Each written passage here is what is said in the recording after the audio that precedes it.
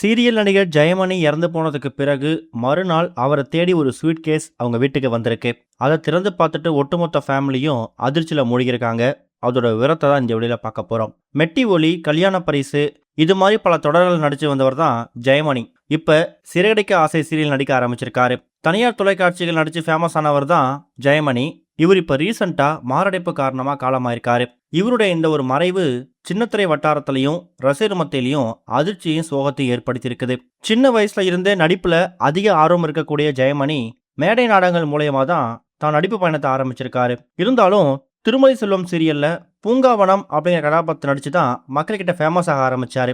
அதுக்கப்புறமா மெட்டி ஒலி, கல்யாண பரிசு, இது மாதிரி பல தொடர்கள்ல ஜெயமணி நடிச்சு வந்திருக்காரு. இப்ப ரீசெண்டா சிறகடிக்க ஆசை சீரியல்ல மலேசியா மாமா அப்படின்னு சொல்லக்கூடிய கதாபாத்திரம் நடிச்சு மக்கள்கிட்ட ரீச் ஆனாரு. 150க்கும் மேற்பட்ட திரைப்படங்கள்லையும் எக்கச்சக்கமான கதாபாத்திரம் நடிச்சிருக்காரு. 40 தொடர்கள்ல இயக்குனராகவும் பணியாற்றிருக்காரு.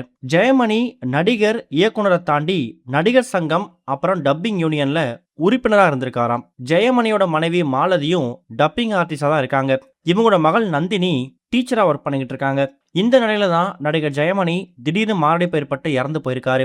அவர் இறந்து போறதுக்கு 2 நாட்களுக்கு முன்னாடி வரைக்கும் கூட தன்னோட ஒர்க்கை எப்பவும் போல ஆஸ் யூஷுவல் ரொம்ப சாதாரணமாக தான் பார்த்துருக்காரு. அவர் இறந்து போவாரு அப்படிங்கிற செய்தி, ஒரு அறிகுறி அவங்க குடும்பத்துக்கு யாருக்குமே கிடைக்கல. அப்படி ஒருவேளை உடல்நிலை ரொம்ப மோசமாகி சுச்சுவேஷன் அன்கண்ட்ரோல்ல போயிருந்துச்சுன்னா ஏதாவது ஒரு முதலுதவி கொடுத்து அவரை காப்பாத்திருக்கலாம் அப்படிங்கிறது அவங்க குடும்பத்தோட ஒரு மிகப்பெரிய ஆதங்கமா இருந்து வந்துட்டு இருக்கு.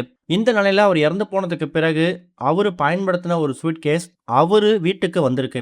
அப்படி அந்த ஸ்வீட் கேஸ்ல என்ன இருந்திருக்கு அப்படின்னு பார்க்கும்போது, ஒரு பக்கம் நம்ம முன்னாடியே சொன்ன மாதிரி நடிகராவோ இயக்குனரா மட்டும் இல்லாம டப்பிங் ஆர்டிஸ்ட்ல ஒரு கலைஞராக இருக்கிறதால அடிக்கடி டப்பிங் ஸ்டுடியோவுக்கு போயிட்டு எக்கச்சக்கமான சீரியல்களுக்கும் தமிழ்ல வரக்கூடிய வெப்சீரிஸுக்கும் வாய்ஸ் கொடுக்கறது, தமிழ்ல டப் பண்றதுன்னு ஒரு சில வேலைகள் இவருக்கு வருமா.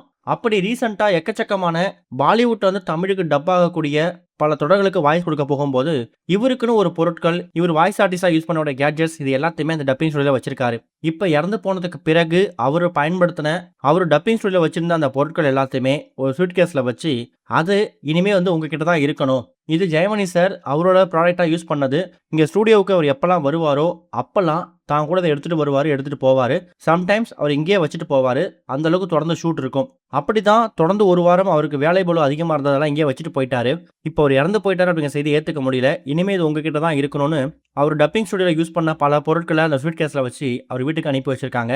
அந்த பொருட்களை ஓபன் பண்ணி பார்த்து மனைவியும் மகளும் தான் அப்பா பயன்படுத்தின பொருட்கள் அப்படிங்கிற மாதிரி பயங்கரமா கண்ணீர் விட்டு அழ ஆரம்பிச்சிருக்காங்க. இது வரைக்கும் கனெக்டிங் டிவிக்கு சப்ஸ்கிரைப் பண்ணனா மறக்காம சப்ஸ்கிரைப் பண்ணிக்கங்க. உடனடி அப்டேட்ஸ் பெறுவதற்கு நோட்டிஃபிகேஷன் பெல்லையும் கிளிக் பண்ணிக்கங்க.